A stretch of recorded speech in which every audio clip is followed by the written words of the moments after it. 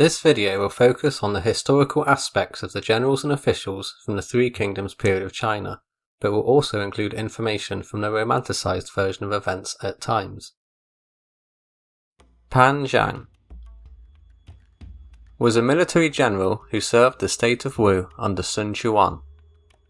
He earned a reputation for being brave, aggressive, strict and ambitious.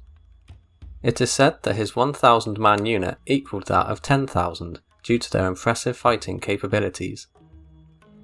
It was common for Pan Zhangs to set up a market after each battle to distribute and replenish the other unit's equipment, whilst also making a tidy profit.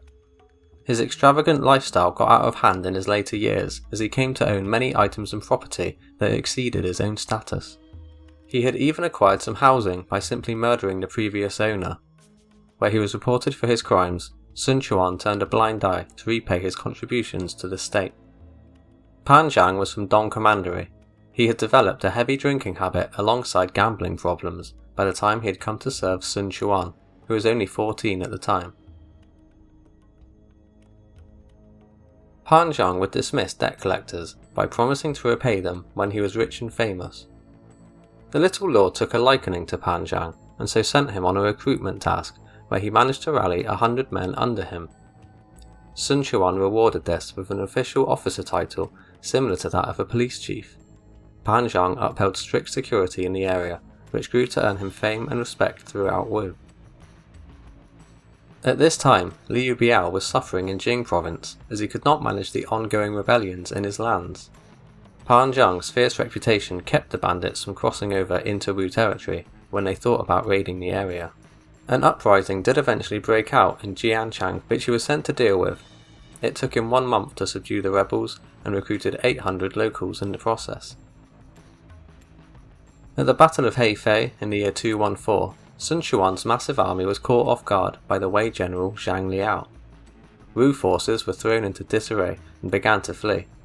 Pan Zhangs chased after them on horseback and executed 2 soldiers to make an example out of them, which forced the others to turn back and regroup. Pan Zhangs was praised by Sun Quan after the battle, when he learned what Pan Zhangs had done to keep the Wu forces fighting. 5 years passed until Pan Zhangs was assigned under Lu Meng for his secret invasion of Jing province against Guan Yu. Pan Zhangs and Zhu Ran were sent to block off Guan Yu's various retreat routes. A major serving under Pan Zhangs launched a successful ambush which led to the capture of Guan Yu and his son Guan Ping.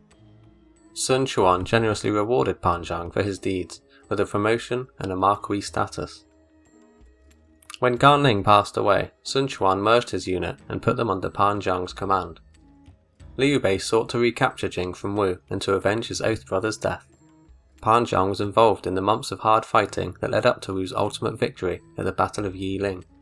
His unit was credited for killing Feng Shi, with Pan Zhangs claiming a handful of kills for himself too. This earned the respect of his lord Sun Quan yet again, whereafter he was appointed as the administrator of Xiangyang Commandery. In 223, Tao Pi had succeeded his father's state of Wei and launched a 3-pronged attack into Wu. One of his objectives was to recapture Nan Commandery, and so he sent Zhang He, Xu Huang, Tao Zhen and Zia Haoshang to invade the area with their much larger armies. A small island, about 30 miles long, lay in the middle of the Yangtze River. Zia Haoshang sent 30,000 men to build pontoon bridges connecting their army to it. He then used the bridges to block Wu supply ships from reaching Zhu Ran, who is currently held up in the commandery's capital. Zhu Gujin wanted to seek out the Wei crossing points to destroy them, but could not locate them.